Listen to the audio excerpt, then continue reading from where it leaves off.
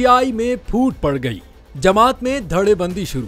बानी पीटीआई की रिहाई के बजाय क़यादत ओहदों के लिए कोशा है 21 अरकान का असेंबली में अलग ग्रुप बनाने का इंदिया।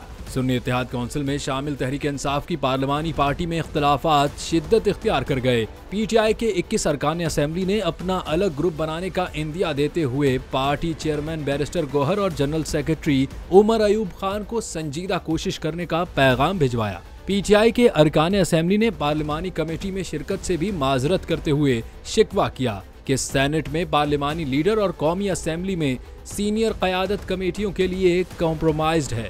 बानी पीटीआई और रहनुमाओं की रिहाई के बजाय क़यादत ओहदों के लिए कोशा है। रुकने कौमी असेंबली शानदाना गुलजार का भी कहना है कि अगर हम बानी पीटीआई को जेल से बाहर नहीं निकाल सकते तो बेहतर है इस्तीफा दे दें।